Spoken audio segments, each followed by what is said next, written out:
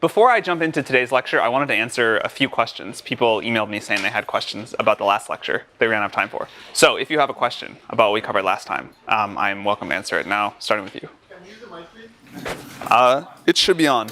Can you not hear me? No? Maybe you can ask them to turn it on. Hopefully it'll come on. Anybody else? Yes? So one question that was submitted online was, how do I identify if a market has a fast growth rate now and also for the next 10 years? All right, so the question is how you identify markets that are growing quickly. The good news about this is one of the big advantages students have. You should just trust your instincts on this. Older people have to basically guess about the technologies that are that young people are using, right? Because young people get older and they become the dominant market. But you can just watch what you're doing and what your friends are doing. And you will almost certainly have better instincts on fast-growing markets than anybody older than you. And so the answer to this is just trust your instincts. Think about what you're using more. Think about what you're using, what you're seeing people your age begin to start using. That will almost certainly be the future. Maybe I can do one more question on the last lecture before we start.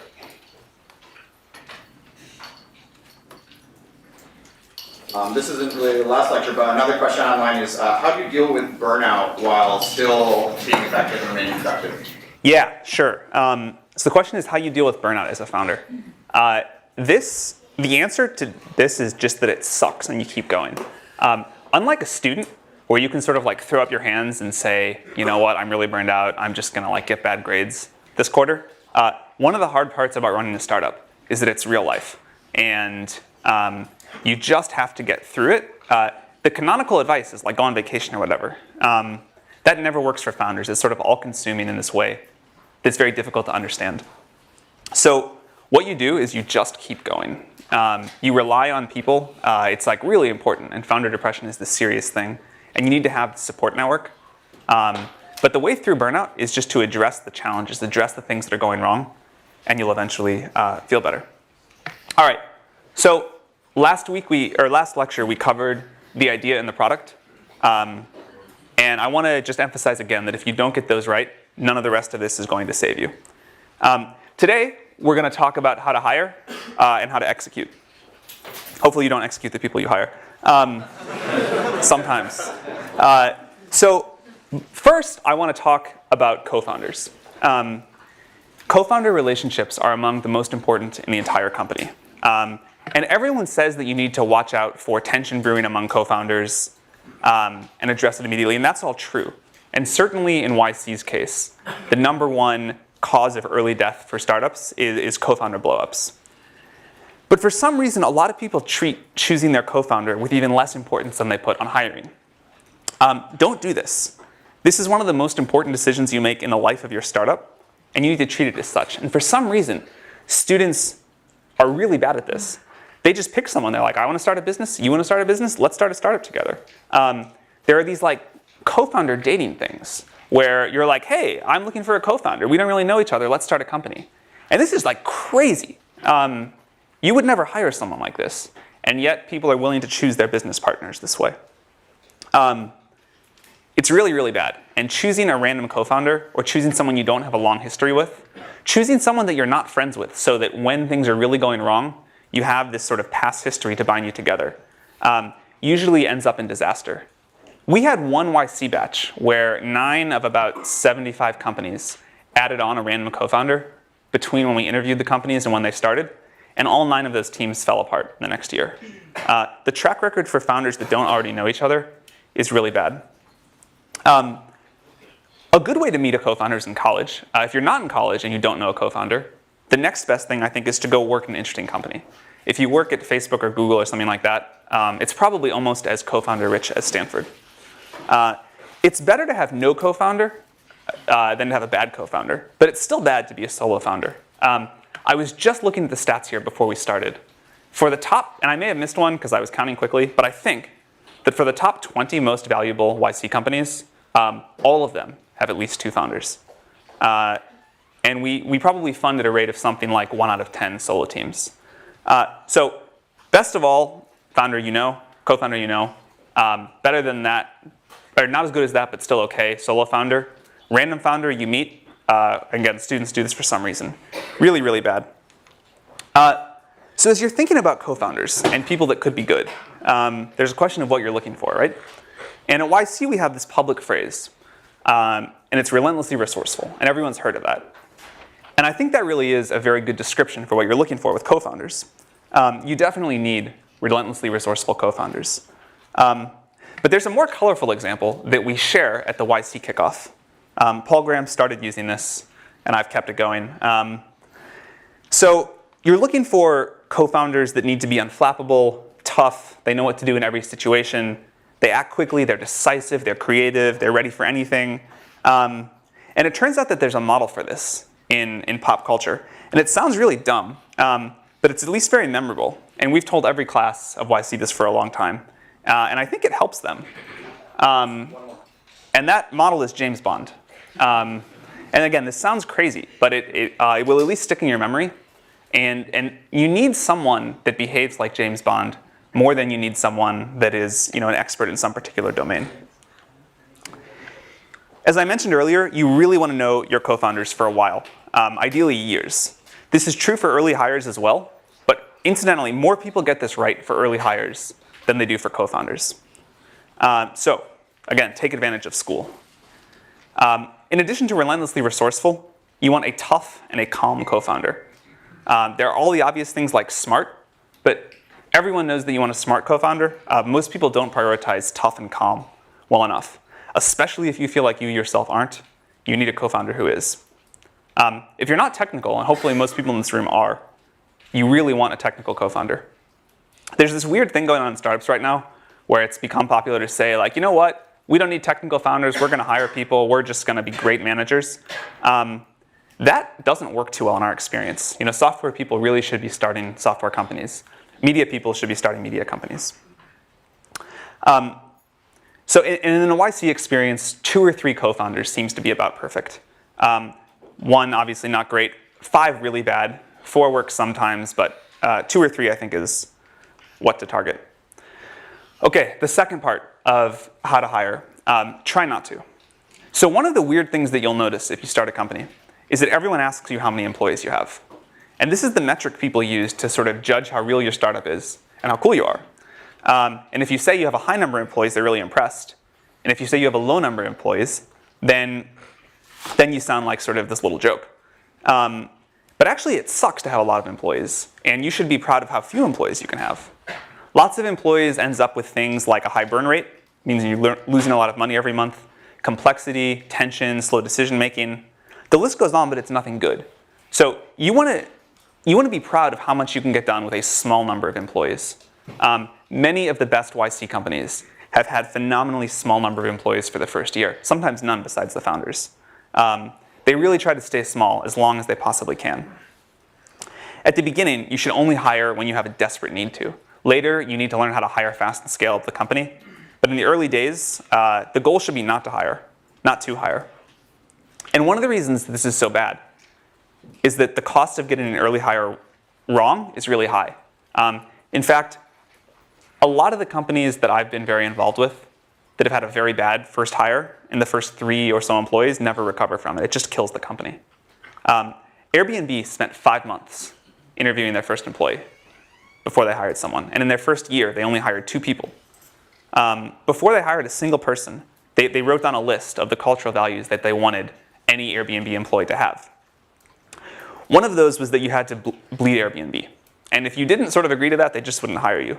As an example of how intense Brian Chesky is, he's the Airbnb CEO, he used to ask people before he hired them at Airbnb if they would take the job if they got a medical diagnosis that they had 1 year left to live. He wanted them to be that committed. Later, he decided that was like a little bit too crazy. And I think he relaxed it to 10 years. But last I heard, he still asks that question. But these hires really matter. These people are what go on to define your company. And so you need people that believe in it almost as much as you do.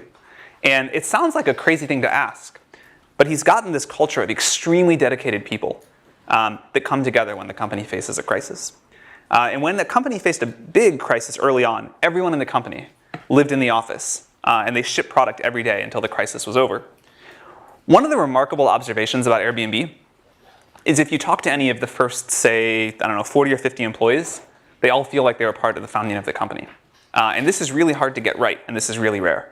But by having an extremely high bar and hiring slowly and making sure everyone believes in the mission, you can get that. Okay, so let's say you've listened to the warning about not hiring, and now you absolutely have to. When you're in this hiring mode, your job it should be your number one priority to get the best people. Just like when you're in product mode, that's your number one priority, and when you're in fundraising mode, fundraising is your number one priority. One thing that founders always underestimate is how hard it is to recruit. You think you have this great idea, everyone's going to kind of join, but that's not how it works. To get the very best people, they have a lot of great options, right? And so it can easily take a year to recruit someone. It's this long process, and you have to convince them that your mission is the most important of anything that they're looking at. This is another case of why it's really important to get the product right before anything else. The best people know that they should join a rocket ship. By the way, that's my number one piece of advice. If you're going to join a startup, pick a rocket ship. Pick a company that's already working, and that not everyone yet realizes that, but it's because you're paying attention that it's going to be huge. And again, you can usually identify these. But good people know this, right? And so good people will wait, and they want to see that you're on this breakout trajectory before they join.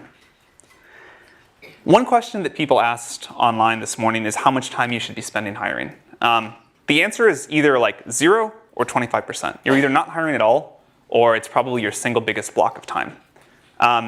In practice, like all these books on management or whatever say that you should spend 50% of your time hiring, but the people that give that advice, it's rare for them to even spend 10% themselves. 25% is still a huge amount of time, but that's really how much you should be doing once you're in hiring mode. Okay, so if you compromise and hire someone mediocre, you will always regret it. We always like to warn founders of this. No one really feels it until they make the mistake the first time. But it can poison the culture. Mediocre people at a big company cause some problems. They don't usually kill the company. A single mediocre hire in the first 5 will often, in fact, kill a startup. A friend of mine has a sign up in the conference room that he uses for interviews. And he positions the sign so that the candidate is looking at it while they're interviewing. And it says that mediocre engineers do not build great companies. Yeah, that's true. It's really true. You can get away with it in a big company, right? Because people just sort of fall through the cracks. But every person in a startup sets the tone. So if you compromise in the first, say 5, 10 hires, it might kill the company. And you should think about that for everyone you hire. Will I bet the future of this company on this single hire? And that's a tough bar. At some point in the life of the company when you're bigger, you will compromise on a hire. There will be some pressing deadline or something like that. You will still regret it. But this is the difference between theory and practice. And we're going to have later speakers talk about what to do when this happens. But in the early days, you just can't screw it up. Sources of candidates. This is another thing that students get wrong a lot. The best source by far for hiring is people that you already know, and people that other employees in the company already know. Most great companies in tech have been built by personal referrals for the first at least 100 employees, and often many more.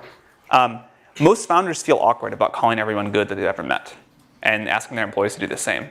But you'll notice that if you go work at Facebook or Google, one of the things they do in your first few weeks is an HR person sits you down and beats out of you every smart person you've ever met, no matter how likely you think you are to be able to recruit them.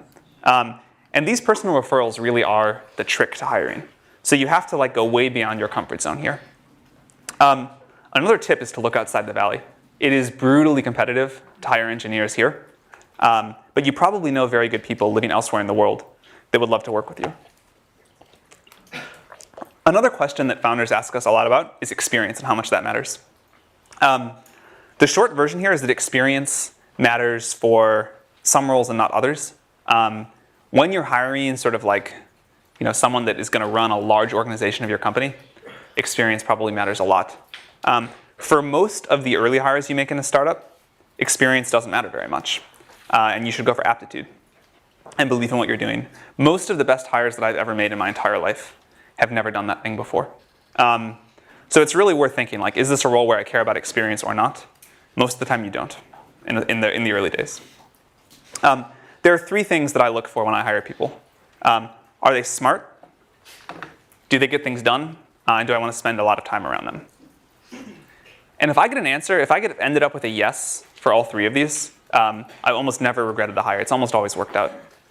You can learn a lot about all three of these things from an interview, but the very best way is by working together.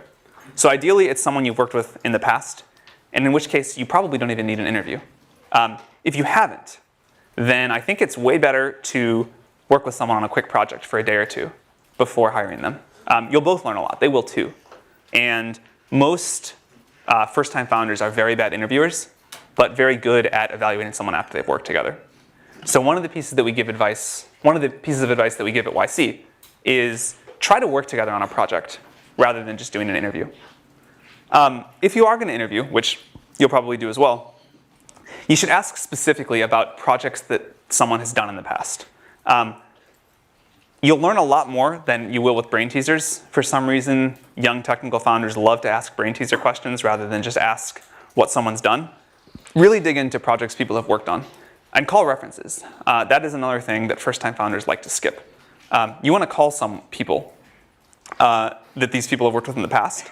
And then when you do, you don't just want to ask like, oh, how was so-and-so? Like, you really want to dig in. Like, is this person in the top 5% of people you've ever worked with? What specifically did they do? Would you hire them again? Like, why aren't you trying to hire them again? You really have to press on these reference calls. Another thing that I've noticed from talking to a lot of YC companies is that good communication skills tend to correlate really well with hires that work out. I used to not pay attention to this. We're going to talk more about why communication is so important in an early startup. If someone is difficult to talk to, if someone cannot communicate clearly, it's a real problem in terms of their likelihood to work out. Also, for early employees, you want people that have somewhat of a risk-taking attitude. You generally get this or they wouldn't be interested in a startup. But now that startups are sort of more in fashion, you want people that actually sort of like a little bit of risk. If someone's choosing between like McKinsey and joining your startup, very unlikely that person's going to work out at the startup. You also want people who are maniacally determined. And that is slightly different than having a risk-tolerant attitude. So you really should be looking for both. By the way, people are welcome to interrupt me with questions as stuff comes up. There's a famous test from Paul Graham called the animal test. And the idea here is that you should be able to describe any employee as an animal at what they do. And I don't think that probably translates out of English very well, but you need unstoppable people. You want people that are just going to get it done. Founders that end up being really happy with their early hires usually end up describing these people as the very best in the world at whatever they do. Mark Zuckerberg once said that he tries to hire people that A, he would spend time with socially, and B, that he'd be comfortable reporting to if the roles were reversed. This strikes me as a very good framework. You don't have to be friends with everybody, but you should at least enjoy working with them. And if you can't have that, you need to at least deeply respect them. But again, if you don't want to spend a lot of time around people, you should sort of trust your instincts on that. While I'm on this topic of hiring, I want to talk about employee equity. Founders screw this up all of the time. I think that as a rough guideline, you should aim to give 10% of the company to the first 10 employees. They have to earn it over 4 years anyway. And if they're successful, they're going to contribute way more than that. They're going to increase the value of the company by way more than that. And if not, then they won't be around anyway. So for whatever reason, founders are usually very stingy with equity to employees and very generous with equity to investors. And I think this is totally backwards. I think this is one of the things that founders screw up the most often. Employees will only add more value over time. Investors sort of like write the check, and then despite a lot of big promises, don't usually do that much. Sometimes they do. But your employees are really the ones that build the company over years and years. So I believe in like fighting with investors to reduce the amount of equity they get, and then being as generous as you possibly can with employees. The YC companies that have done this well, the YC companies that have been super generous with equity to early employees, in general are the most successful ones that we funded. All right. So one thing that founders forget is that after that they hire employees, they have to retain them. I'm not going to go into a huge amount of detail here because we're going to have a full lecture on this later. But I do want to talk about it a little bit because founders get this wrong so often. You have to make sure that your employees are happy and feel valued. This is one of the reasons that big equity grants are important. People in the excitement of joining a startup don't think about it much, but as they come in day after day, year after year, if they feel like they've been treated unfairly, that will really start to grate on them, and resentment will build. But more than that, learning just a little bit of management skill, which first-time CEOs are usually terrible at, goes a long way. One of the speakers at YC this summer, who is now extremely successful but struggled early on and had his team turn over a few times. Someone asked him what his biggest learning was, and he said that it turns out you shouldn't tell your employees they're fucking up every day unless you'd like them all to leave, because they will. But as a founder, this is this like very natural instinct, right? You think you can do everything the best, and it's easy to tell people when they're not doing it well. So learning just a little bit here will prevent this like massive team churn. It also doesn't come naturally to most founders to really praise their team. It took me a while to learn this too. You have to let your team get all the credit for everything good that happens, and you take responsibility for the bad stuff. You have to not micromanage. You have to like continually give people new areas of responsibility. These are not the things that most founders think about. I think the best thing you can do is be aware that as a first-time founder, you are likely to be a very bad manager, and try to overcompensate for that. Dan Pink talks about these 3 things that motivate people to do great work: autonomy, mastery, and purpose. I never thought about that when I was running my company, but I've thought about it since. And I think that's actually right, and I think it's worth trying to think about that. It also took me a while to learn to do things like one-on-ones and give clear feedback. All of these things that first-time CEOs just don't do until they get burned a few times. But maybe I can save you from doing that. All right, and the last part on the team section is about firing people when it's not working. No matter what I say here, this is not going to prevent anyone from doing it wrong. And the reason is that firing people is one of the worst parts of running a company. Actually, in my own experience, I think it is the worst. Every first-time founder waits too long. Everyone hopes that an employee will turn around.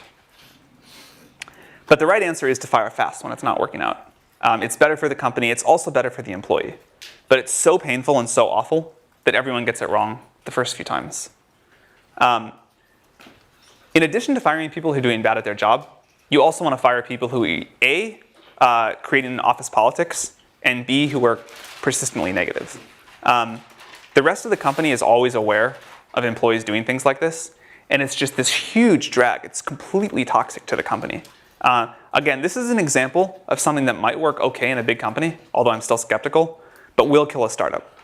So I think you need to watch out for people that are, yes? How do you balance firing people fast and making your other employees feel like they're secure even if they screw up sometimes? You don't want them to feel like they're out the door the first time. Yeah, sure. So the question is, how do you balance firing people fast and making early employees feel secure? The answer is when an employee is not working, it's not like they screw up once or twice. Anyone will screw up once or twice, or more times than that. And you should be like very loving, not take it out on them, like be a team, work together. If someone is getting every decision wrong, that's when you need to act. And at that point, it'll be painfully aware to everyone. It's not a case of a few screw-ups. It's a case where every time someone does something, you would have done the opposite yourself. You don't get to make their decisions, but you do get to choose the decision makers. And if someone's doing everything wrong, just like a consistent thing over like a period of many weeks or a month, you'll be aware of it. This is one of those cases where in theory it sounds complicated to be sure what you're talking about. And in practice, there's almost never any doubt. It's the difference between someone making 1 or 2 mistakes and just constantly screwing everything up or causing problems or making everyone unhappy is painfully obvious the first time you see it. Yes? When should co-founders decide on the equity split? Great question. When should co-founders decide on the equity split? For some reason, I've never really been sure why this is. A lot of co-founders like to leave this off for a very long time. They'll even sign the incorporation documents in some crazy way so that they can wait to have this discussion. This is not a discussion that gets easier with time. You want to set this ideally, very soon after you start working together. And it should be near equal. If you're not willing to give someone, your co-founder, like an equal share of the equity, I think that should make you think hard about whether or not you want them as a co-founder. But in any case, you should try to have the ink dry on this before the company gets too far along, like certainly in the first number of weeks. Yes? Any experience would be okay, but then how do you know if it's going to be crippling and you can fire without waiting too long? So the question is, I said that inexperience is okay. How do you know if that's going to, if someone's going to not scale up to a role as things go on and later become crippling? People that are really smart and that can learn new things can almost always find a role in the company as time goes on. You may have to move them into something else, something other than where they started. It may be that you hire someone to lead the engineering team that over time can't scale as you get up to 50 people, and you give them a different role. Really good people, though, can almost always find some great place in the company. I have not seen that be a problem too often. What if your relationship with your founder or founders breaks down over time and you're ready to split equity and everything? What's the best way to manage that? All right, so the question is, what happens when your relationship with your co-founder falls apart? We're going to have a session on mechanics near the end of the course. But here is the most important thing that founders screw up, which is every co-founder, you yourself, of course, has to have vesting. Basically, what you're doing with co-founder vesting is you're pre-negotiating what happens if one of you leaves. And so the normal stance on this in Silicon Valley is that it takes 4 years. Let's say you split the equity 50-50. It takes 4 years to earn all of that. And the clock doesn't start until 1 year in. So if you leave after 1 year, you keep 25% of the equity. If you leave after 2 years, 50, and on like that. If you don't do that, and if you have a huge fallout, and one founder leaves early on with half the company, you have like this dead weight on your equity table. And it's very hard to get investors to fund you or to do anything else. So number one piece of advice to prevent that is to have vesting on the equity. We pretty much won't fund a company now where the founders don't have vesting equity, because it's just that bad. The other thing to do is as soon as problems come up in the relationship between the co-founders, which happens to some degree in every company, talk about it early. Don't let it just sit off there and fester. If you have to choose between hiring an employee that's not ideal and losing your users to another competitor, what will you do? If you have to choose between hiring a suboptimal employee and losing your customers to a competitor, what do you do? If it would be one of the first 5, say, employees of a company, I would lose those customers. I think the damage that it does to the company, you don't want to. It's better to lose some customers than kill the company.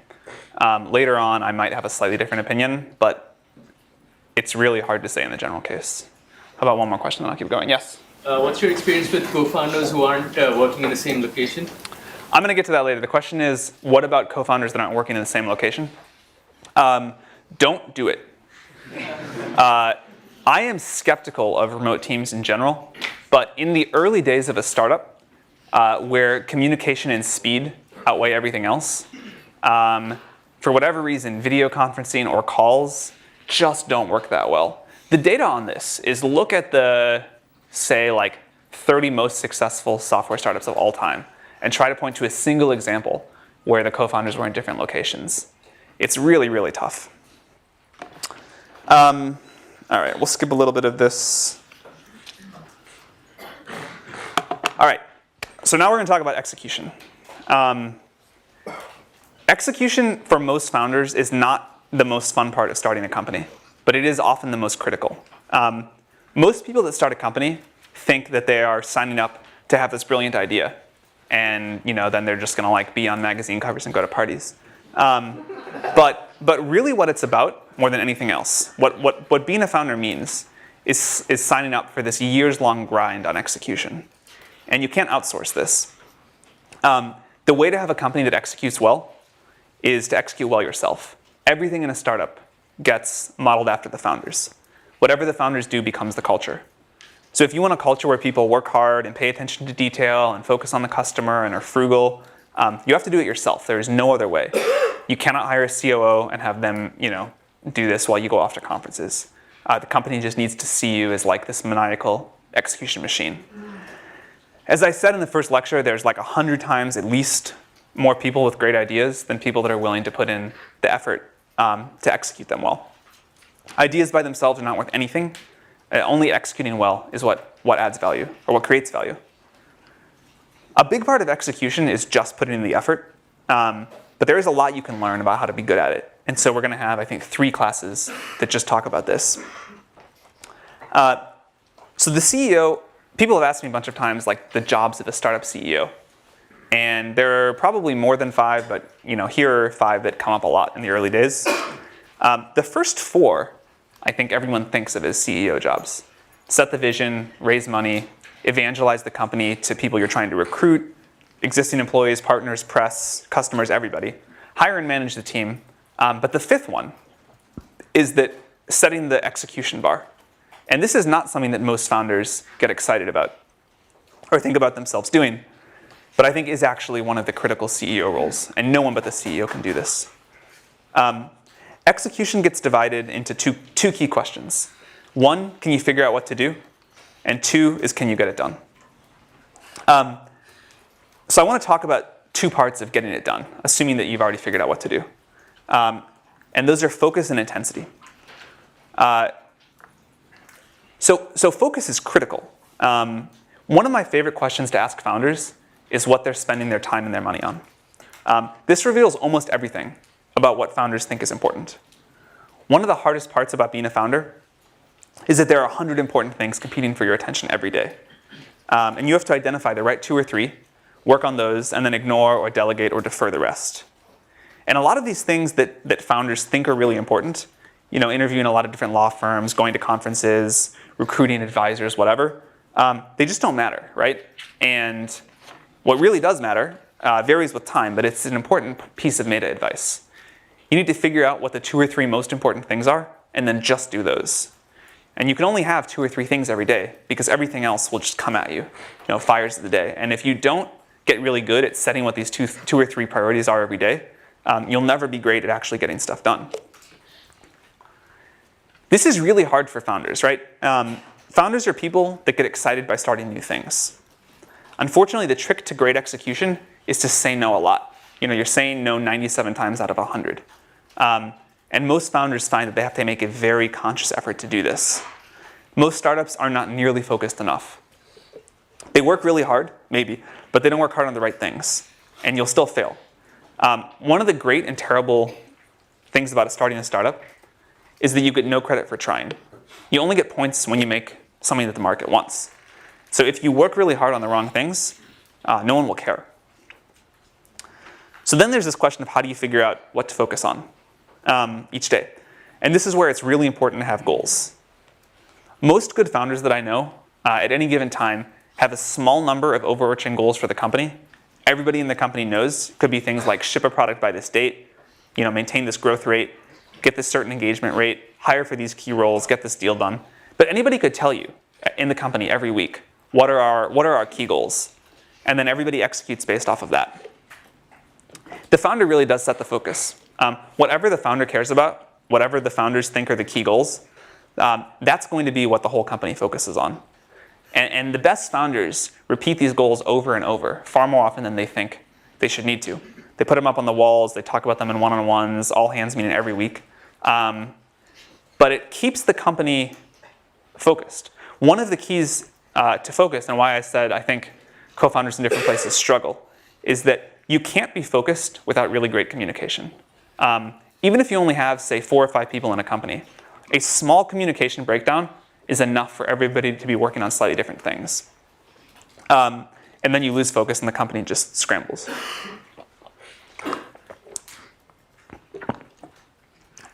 I'm going to talk about this a little bit more later, but growth and momentum are something you can never lose focus on.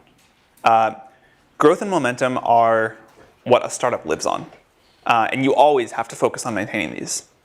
You should always know how you're doing against your metrics. You should have a weekly review meeting every week, and you should be extremely suspicious if you're ever talking about, we're not focused on growth right now, we're not growing that well right now, but we're doing this other thing. We don't have a timeline for when we're going to ship this because we're focused on this other thing. We're doing a rebrand, whatever.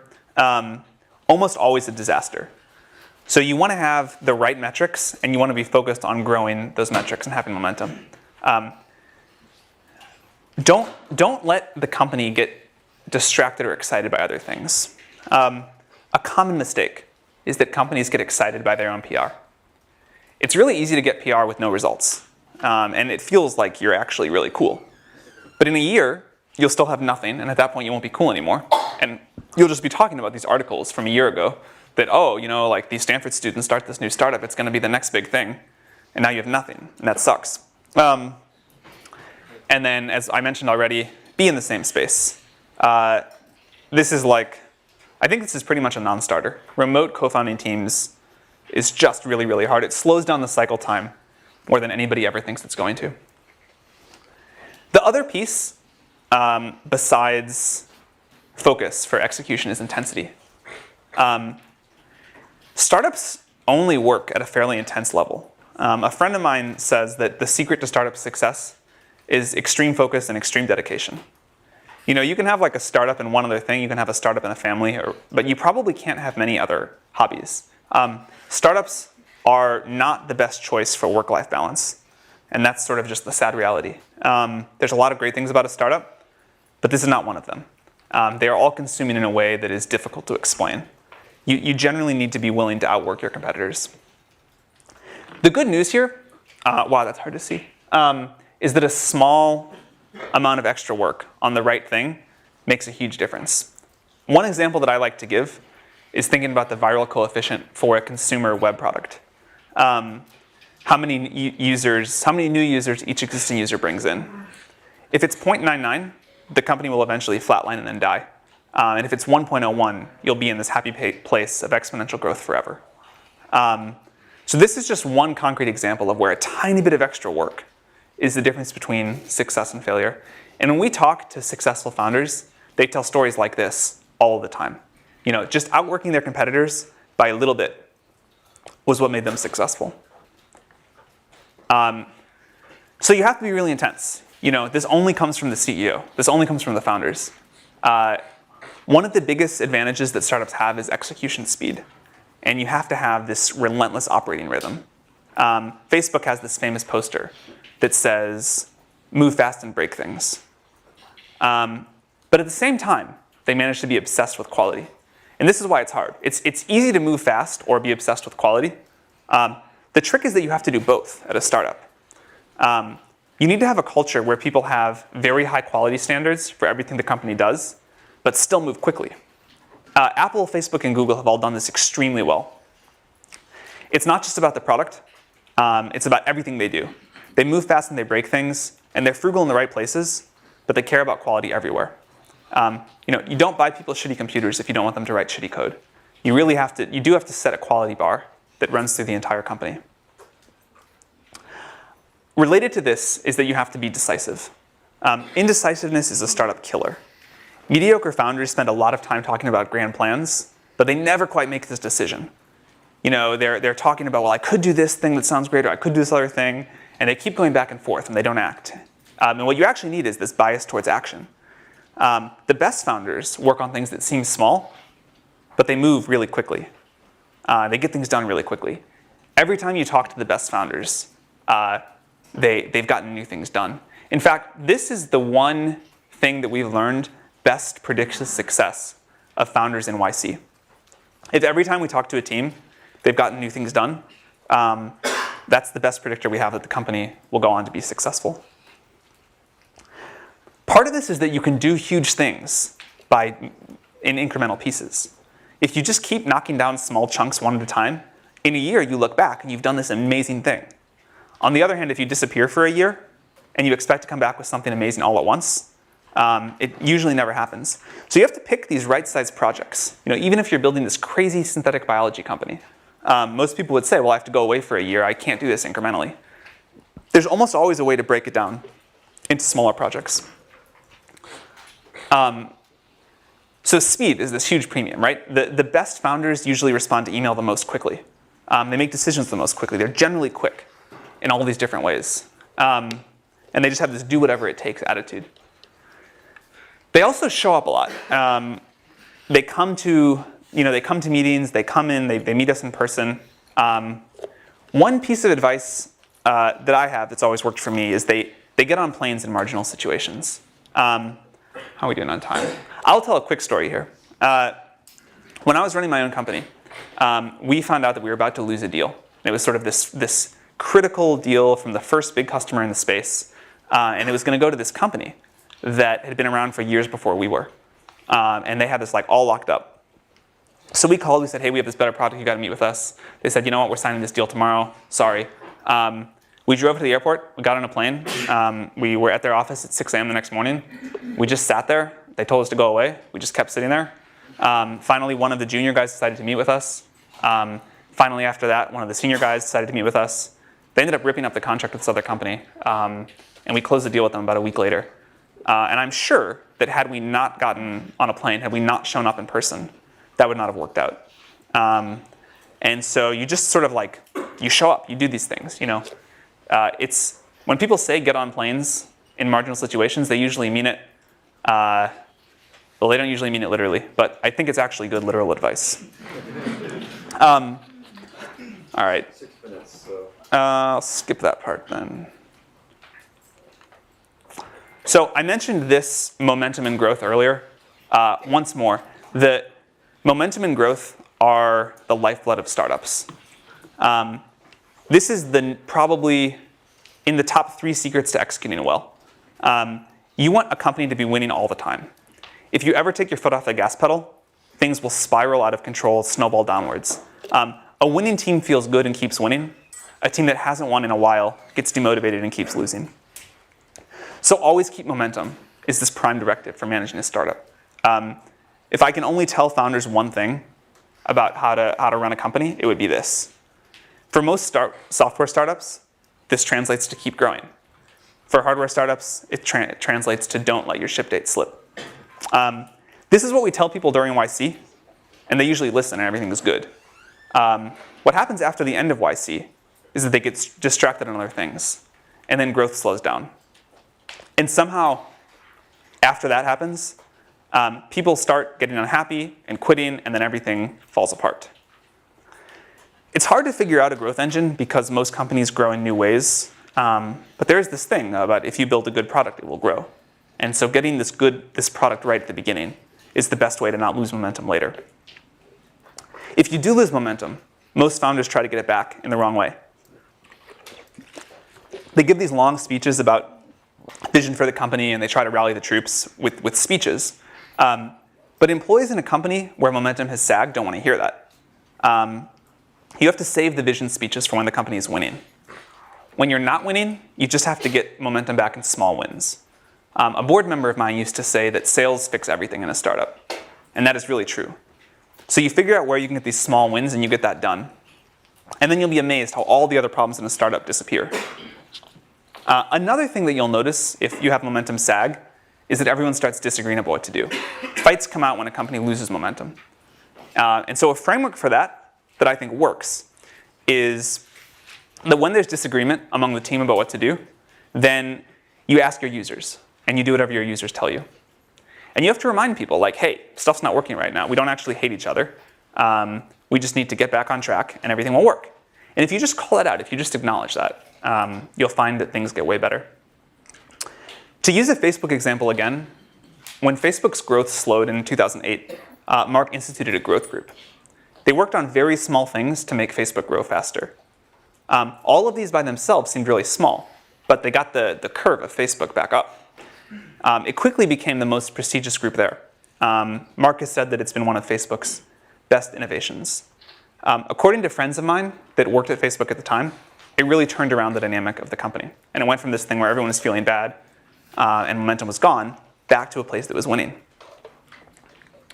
So a good way to keep momentum is to establish an operating rhythm in the company early, where you ship product and launch new features on this regular basis, where you're reviewing metrics every week with the entire company.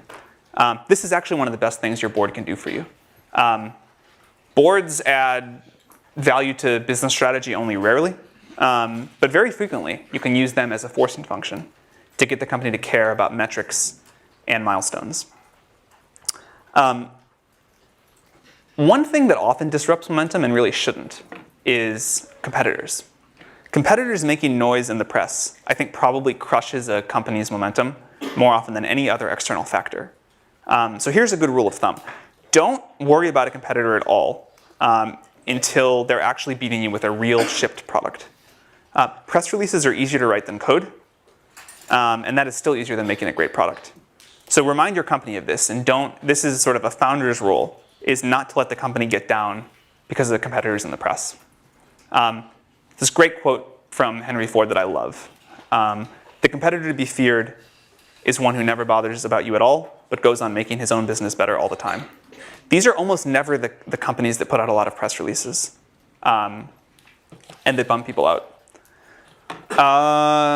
Should we move on to this section? You know what? We'll cover this in a later lecture. I will talk about finance, deal making, and distribution. Are there any questions? Okay, so on Tuesday, Paul Graham is going to speak. See you then. Thank you.